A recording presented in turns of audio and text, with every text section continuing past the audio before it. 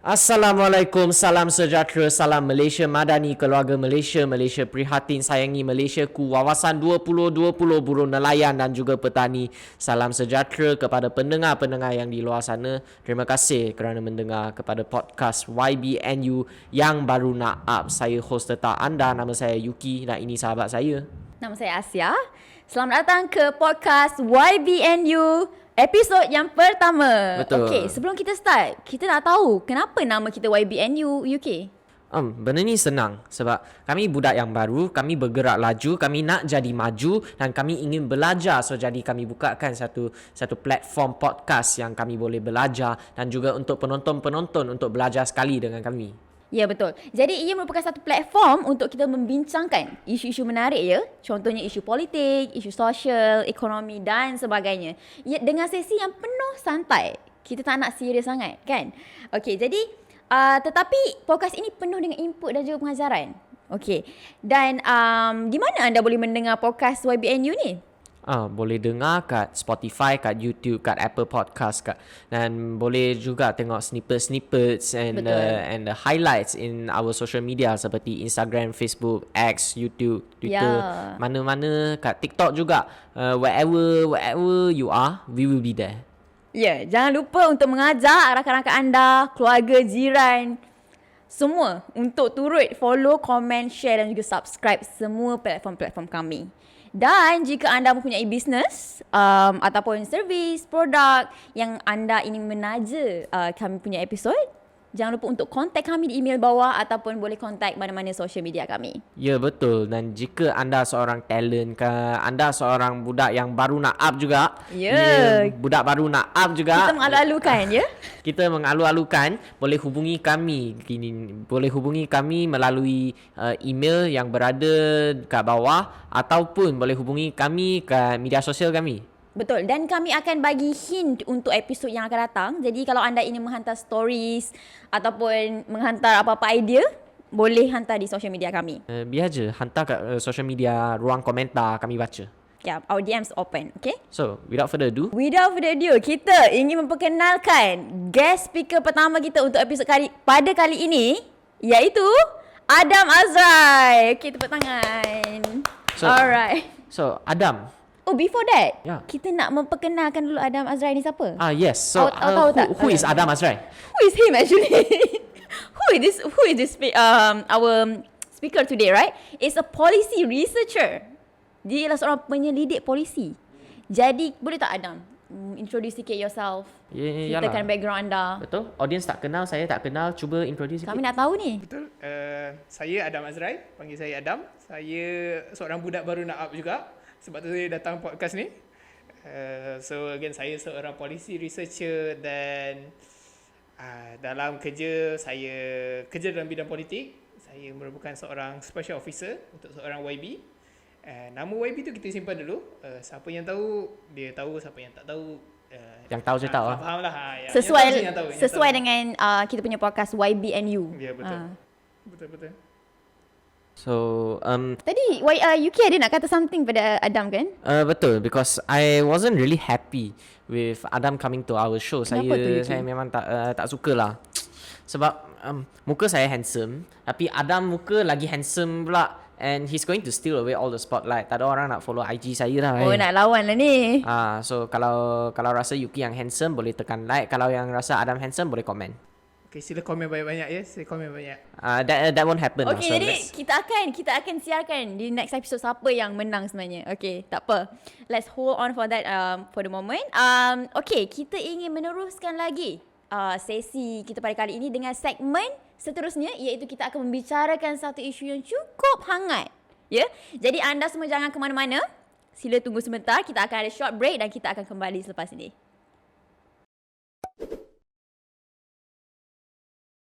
Selamat kembali ke segmen seterusnya YBNU Podcast. Okey, jadi pada segmen pada kali ini kita akan membincangkan satu isu yang cukup hangat, cukup viral. Okey, jadi saya nak tanya Adam dan juga Yuki, ada kes baru-baru ni, pelbagai kes yang melibatkan polis melakukan jenayah. Jadi saya nak tahu korang ada dengar ke pasal kes kita? Ada baca dalam Twitter. Ada. Asia boleh cuba terangkan? for Okay. our audience. Jadi ada pelbagai case recently yang saya pun terkejut boleh sampai tahap ni. So yang pertama yang viral ya, ada seorang pelajar perempuan tingkatan 4 yang didakwa dirogol oleh seorang pegawai polis. Bukan sekadar polis biasa-biasa je, tapi berpangkat sarjan. Dekat mana tu? Ya, ni berlaku di Perak. Biar betul. Ya, betul. Sarjan. Sarjan. Dan bukan satu kes rogol je. Ada banyak lagi kes rogol within few weeks, within few months saja. Akhir tahun lepas juga awal tahun ini. Dan kita ada juga kes kematian pelajar berusia 17 tahun yang maut dilanggar kereta. Tingkatan 5 je lah tu. Ya, betul. Dipandu oleh seorang pegawai polis. Jadi ini sangat menyedihkan dan saya nak dengarlah apa pendapat Yuki dan juga Adam. Pertama sekali saya ucapkan salam takziah kepada keluarga pelajar tingkatan 5 tu yang dilanggar oleh polis. Salam takziah kepada keluarga dan semoga dipermudahkan segala urusan. Dan seterusnya saya rasa sangat marah sebab police are meant to protect the people. That is their job, that is their duty, to protect the rakyat. But when police commits an offence, commits a crime against the rakyat, and who should we call? Kita rakyat, who should we call? Polis dah buat hal kat kita. Takkan kita panggil polis to help juga? Ya. Kan? Betul. Adam, what do you think? Situasi ni sangat menyedihkan. Kalau kita tak boleh percaya polis, siapa lagi kita nak percaya? Kita dah lah tak boleh percaya politicians, tak boleh percaya polis. Siapa lagi kita nak percaya? Macam inilah, kita perlu faham bahawa ramai lagi polis yang berintegriti, yang amanah, yang baik, yang tidak melakukan jenayah, kan? Tetapi disebabkan segelintir polis yang melakukan kesalahan, pembunuhan, merogol orang dan sebagainya. Jadi ini dah mencemarkan nama PDRM, nama pihak berkuasa, polis-polis. Jadi perlukah ada satu enforcement yang lebih ketat terhadap polis sendiri supaya kes-kes tersebut tidak lagi berulang dan tidak menakutkan orang ramai? Of course, we need to have a better mechanism to protect ourselves against the police because they have the power, and when power is not controlled, it will become chaos, and like power corrupts, and absolute power corrupts absolutely. Ya, betul. So we need to have some sort of mechanism to protect the people as a fail-safe, a safeguard for the people. But before that, I would like to ask Adam. So, what will happen to the image of the police force, to the country as a whole, and to our entire system? Like, if these things are not being taken care of, what are the impacts? Banyak impact dia. I mean, kita boleh list off like sampai 3 jam kita duduk sini pun kita boleh list off lagi apa impact dia. Tapi most importantly, people will lose trust in the police force. So orang tak percaya lah dengan polis. Kalau kita nak buat komplain dengan polis pun dah tak boleh pergi kat polis. Dan integrity polis pun after this orang akan tanya, oh lepas ni ada case, contoh ada dia buat drug bust. Oh okay, lepas ni duit tu pergi mana? Masuk poket polis ke? Orang akan tanya that question. Then lastly, people akan see everything in Malaysia is corrupt. Kalau police force is corrupted, boleh ambil rasuah, boleh ambil itu ini, boleh buat itu ini, then is corrupted. The system is corrupt. So macam mana kita nak betulkan sistem tu? As a rakyat, kita kena betulkan sistem tu. Tapi kita tak ada cara yang proper kita boleh buat tu. Because I remember back in 2018, the Parliament has tabled IPCMC Act. It was supposed to be a countermeasure, a fail-safe, a safeguard for the people against the police when police have any misconducts. IPCMC is an independent body that investigates the misconducts of police officers, and actions will be taken against them.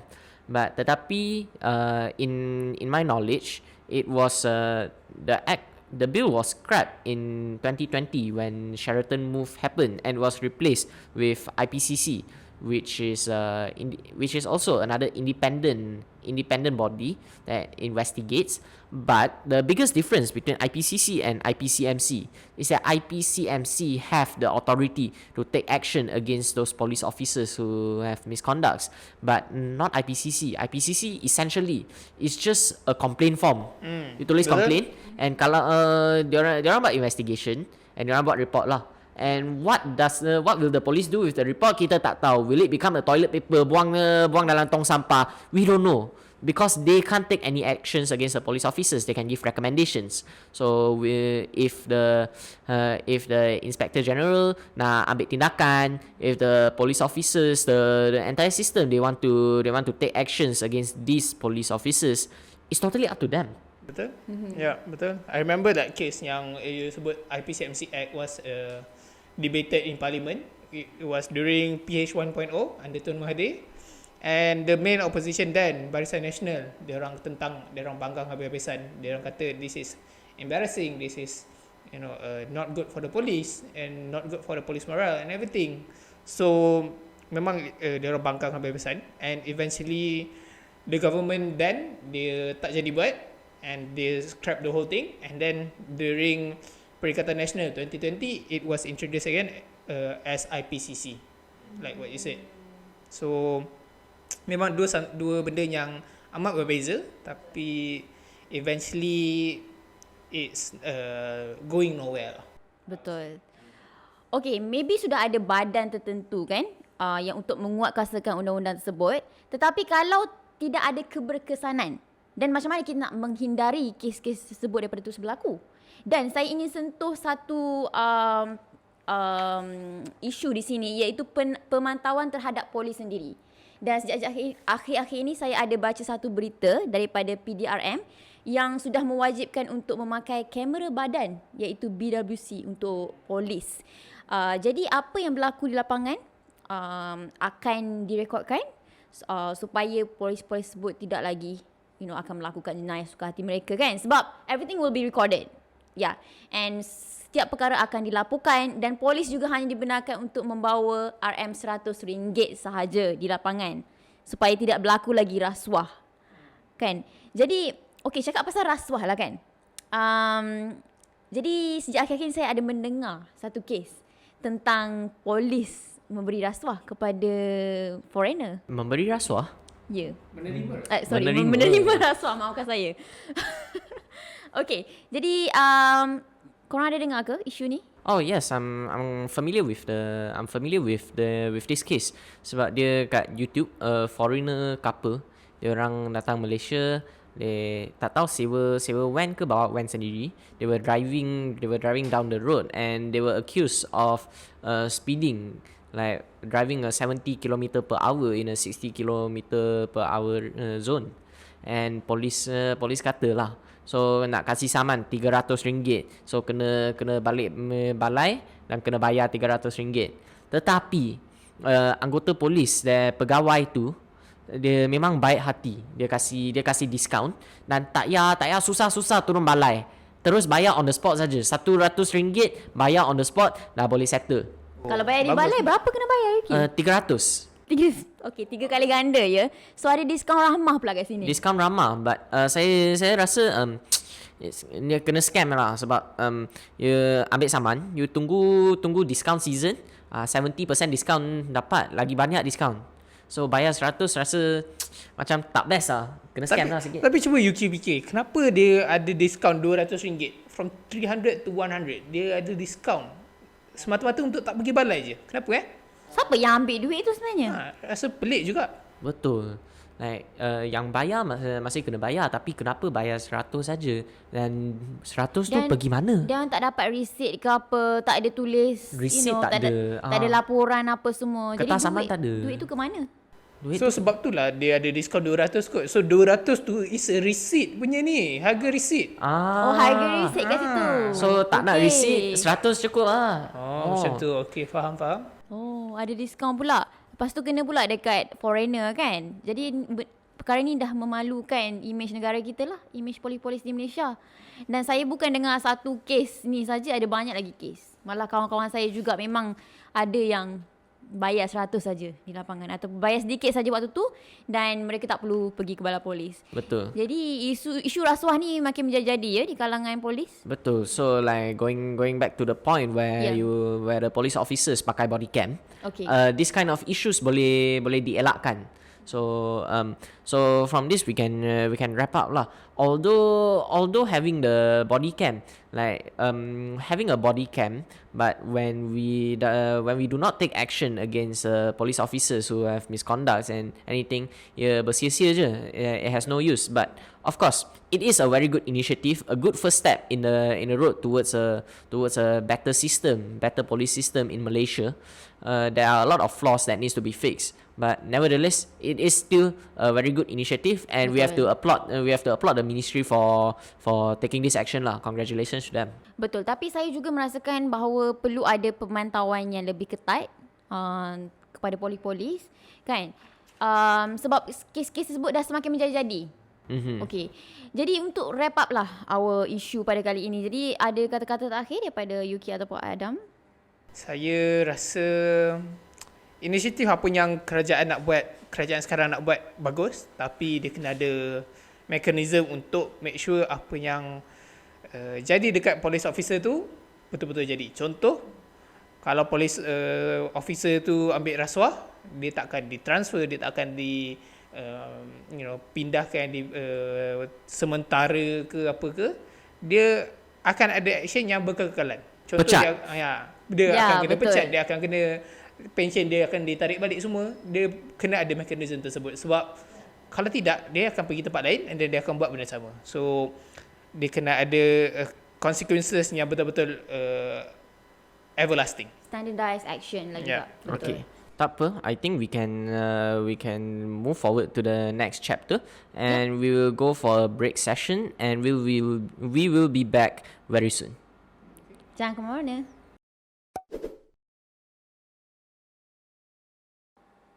Kembali lagi bersama YBNU. Okey, jadi kita ingin ke isu yang seterusnya. Isu yang cukup hangat di pasaran pada kali ini. Okey, kita dah berbicara tentang diskaun Rahmah sebentar tadi kan? Betul. Tapi kali ni kita ada diskaun yang lebih hangat.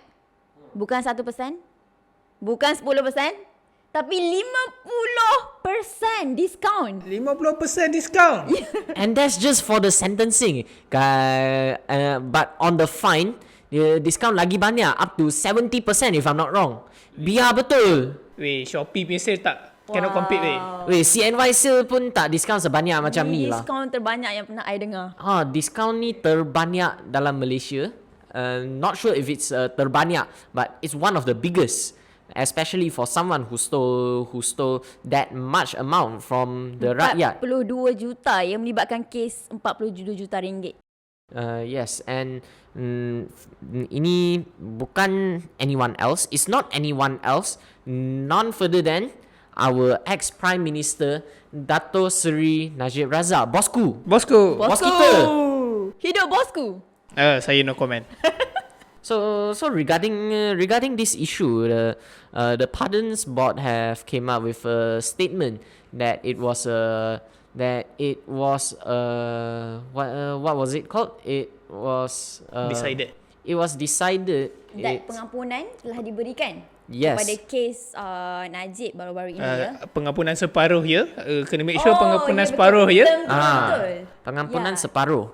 But let's dive into it, because I rasa it's the dumbest decision that the Pardons Board can ever make. Not saying that giving a pardon like this is tidak munasabah, tetapi it doesn't make anyone happy. Penyokong Bossku, diorang marah sebab kenapa tak ada pengampunan penuh. Penyokong PH, diorang marah kenapa diberikan pengampunan. Kenapa diberikan pengampunan? Penyokong PN pula marah PMX. Penyokong Tun Mahathir marah PMX. Semua orang nak salahkan masing-masing. Nobody is happy. And why is it like this? Kenapa pengampunan separuh? Like, yeah. Kita respect the decision of the Pardon Board, kan? Betul. Tapi dalam masa yang sama, kita juga inginkan explanation behind the reason why the amount that's been granted for that partial pardon. Betul. Kita tak persoalkan itu prerogatif siapa. Kita nak tahu kenapa ada diskaun banyak macam tu. 76% untuk denda. Betul. Atas dasar apa? Atas dasar apa? Walaupun the Pardons Board and the Federal Territory Minister, Dr. Zaliha, betul? Yes, she said that it was a collective decision. Walaupun it was a collective decision, tetapi Peguam Dato' Sri Najib, Ya, betul. Tan Sri Syafi. Tan Sri Syafi kata bahawa dalam meeting tersebut Dr. Zaliha is against the idea of giving pardon to Bossku, and this comes to a conflict lah, where Dr. Zaliha said it was a collective decision, but Tan Sri Syafi said that Dr. Zaliha is Tapi pelik juga Tan Sri Syafi tu dia sebenarnya peguam Datuk Sri Najib. Tapi dia dapat tahu decision Pardons Board ni. Macam mana dia ada dalam Pardons Board ke? Rasanya info tu boleh macam mana info tu dia boleh dapat tu? Betul. Tu saya rasa pelik. Dan saya nak sentuh juga sebuah parti politik yang relatively new, Parti Muda. Sebab Parti Muda juga mendesak bahawa Dr. Zaliha untuk meletak jawatan. Dr. Zaliha have to take responsibility regarding that, because it was a collective decision. When there is a collective decision, they have to take collective responsibility. You cannot say it's a collective decision but you don't want to take the responsibility. Diorang semua yang ambil responsibility, but the decision is collective. So the Parti Muda mendesak Dr. Zaliha untuk meletakkan jawatan. But according to what Tan Sri Syafi yang kata, if what Tan Sri Syafi say is true, saya rasa Parti Muda has to apologize to Dr. Zaliha. Like, if that was true. But we don't know if what Tan Sri Syafi said is true or not. We have not yet to there's no verification whether it is true. Tu masalahnya, sebab kita tak boleh verify apa-apa. There is not even explanation about what actually happened, what actually been discussed. Kan? Jadi ini membuatkan ramai tertanya-tanya. Rakyat pun confused, orang yang support Najib, orang yang tak support Najib pun, ada pendapat masing-masing. Jadi perkara ini tak akan selesai dan dia akan memberi kesan kepada sistem negara kita, permasalahan sistem law kita, sistem politik kita, sebab isu ini ialah sebenarnya it's not a legal issue. What do you think? What issue of this actually? Dia sebenarnya isu politik lah. When it comes down to it, isu politik lah. PH, of course dia tak nak Najib keluar. Tapi Barisan Nasional, dia punya partner dalam government sekarang, kerajaan perpaduan sekarang, of course dia nak Najib keluar sebab Datuk Seri Najib ni dia punya savior, dia punya messiah, dia punya Bossku. Dia boleh tarik ramai penyokong untuk undi Barisan Nasional masa election. Tapi kita kena tanyalah dia orang untuk Pakatan Harapan sekarang yang dulu lawan korupsi, yang dulu masa berkempen PDRM 15 dia kata satu undi Zahid, satu undi KJ, satu undi Zahid. Satu undi Zahid maknanya satu undi untuk Najib. So maksudnya kalau undi Barisan Nasional dia akan berjuang sampai habis-habisan untuk Najib dibebaskan. Tapi sekarang benda dah jadi. Tak kisahlah half pardon ke, full pardon ke, tapi benda dah jadi dalam masa Pakatan Harapan dalam kerajaan. Jadi kita kena tanya, Pakatan Harapan ni apa sebenarnya dia orang nak perjuangkan?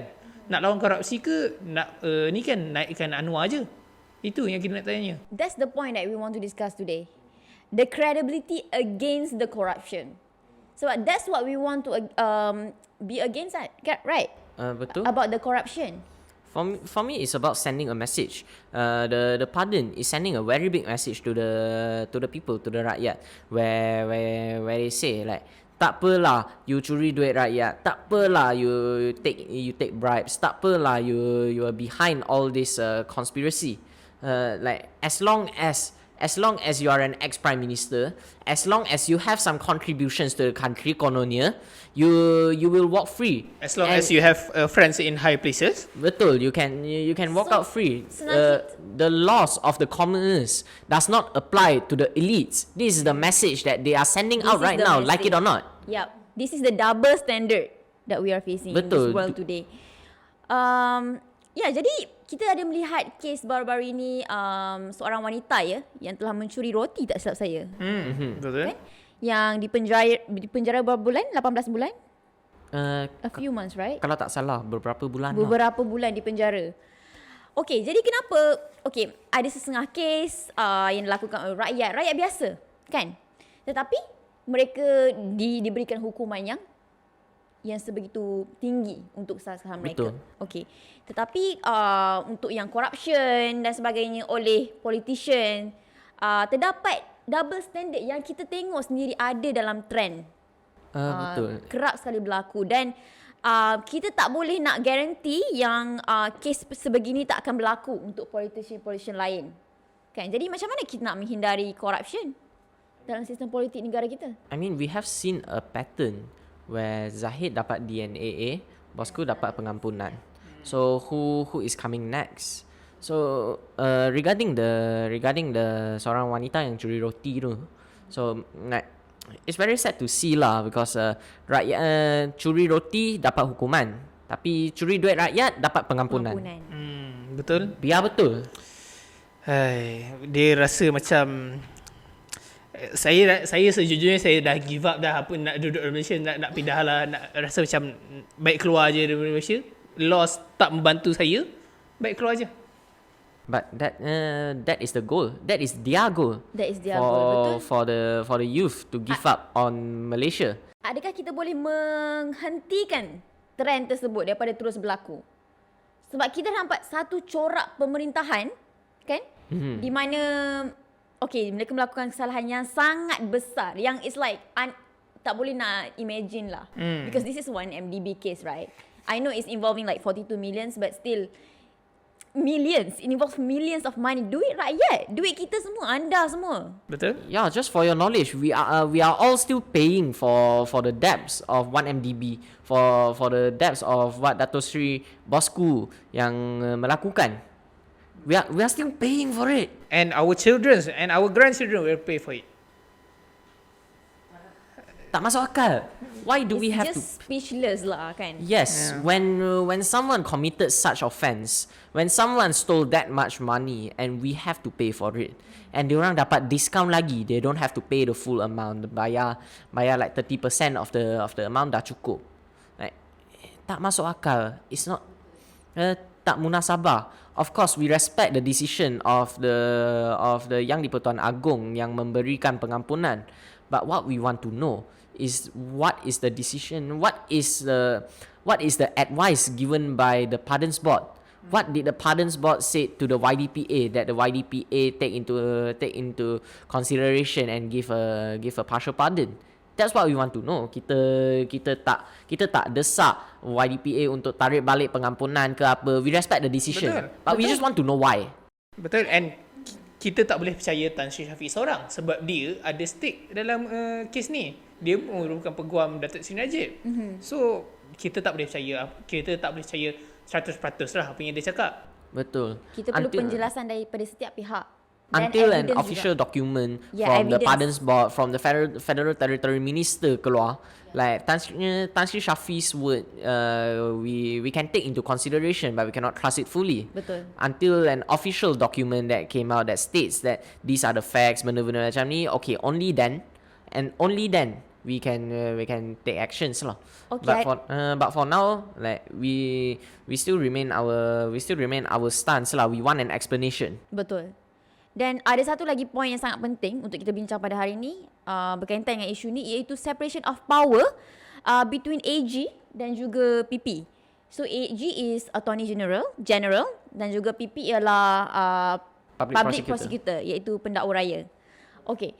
Jadi benda ni dah diperjuangkan for a while lah, kan, tapi kita tak nampak lagi ia dikuatkuasakan di negara kita. Jadi kita perlukan, orang kata, apa yang anda, Adam dan juga Yuki rasa tentang pemisahan kuasa ni? Kenapa perlu pentingnya untuk diterapkan? I think it's important lah, but that's a conversation for another day. Yeah. It's very heavy for today's conversation. Is very heavy, yeah. And we try to keep it lighthearted, but nevertheless, we can try to bring it on our future episodes. Betul. Okay, so we'll take a break from now. And Adam, do you have any comments? Yes, apa yang Yuki cakap tadi, pemisahan kuasa AG and public prosecutor, isunya berat. So saya harap jemput lagi in the future untuk saya bincangkan pasal isu ni, sebab saya pun ada pendapat saya. Dan kita tunggu untuk episod yang seterusnya lah. Ya, so itulah hint untuk kita punya next episode. Okay. So kalau anda nak menghantar idea ataupun cadangan, jangan lupa untuk contact kami di social media. Kami akan menerima story-story anda, dan juga kita akan bincangkan perkara ini di next episode kita. Okay. Okay, we will take a break and we'll continue in a bit. Okay, and we are back. So that's basically it for today's episode. Kita dah bincang beberapa isu yang hangat, beberapa isu yang amat berat hari ini, dan it was a very fruitful session. What do you think, Adam? Session yang amat menarik, dan saya harap saya akan dijemput lagi untuk datang untuk bincangkan topik-topik yang lain. Dan saya berterima kasih lah kerana Yuki dan Azia menjemput saya untuk datang. Saya pun budak yang baru nak up. So Kita sama-sama baru nak up, ya? Ya, betul-betul. Okay, saya nak ucapkan terima kasih kepada Adam Azrai datang jauh-jauh, ya. Terima kasih, saudara Adam. Untuk menyemarakkan lagi kita punya podcast pada episod ini. Dan kepada pendengar-pendengar, kita nak juga tahu apa feedback kamu semua tentang podcast pada series kali ini. Dan kalau ada komen ataupun any idea, you can just comment in this episode. Yes, if there's anything you want us to talk about, leave it in the comment section. We'll try to read it. We will definitely read it, and we will try our best to bring it into our future sessions, future episodes. Betul. And if you have any ideas, leave it down. If you want to be on the show, drop us an email. Yes. If you have any product or do you have any services that you would like to promote on our show, do reach out to us on our email or our social media as well. And I think that sums up for today's episode. Dan YBNU akan ditayangkan setiap 2 minggu. Jangan lupa untuk menonton penuh episod kami dan follow kami di social media. Dan Yuki akan mengakhiri episod kali ini dengan satu peribahasa yang cukup menarik, ya. Satu peribahasa ni senang. It's called Wang En Fui. Wang and Fui. Wang En Fui. Yeah. Wang En Fui. Basically, it's something that people say a lot about Dato' Sri Najib Razak. What we're doing to Bossku. Like, kita melupakan jasa Bossku kepada negara kita. But it doesn't apply lah. You ada jasa, like we thank you for that. But you buat salah, you tetap salah. Betul. So it doesn't apply this Tidak peribahasa. mengira siapa, kalau dah salah tetap salah. Betul. Okay. So that's a message that we want to send today. Alright, thank you so much Yuki for the Chinese proverbs. Okay, so we want to wrap up today's session. Thank you so much everyone for listening. Thank you. Hope to see you all soon. Terima Okay, kasih. thank you. Terima kasih. Bye bye everyone. Have a nice day.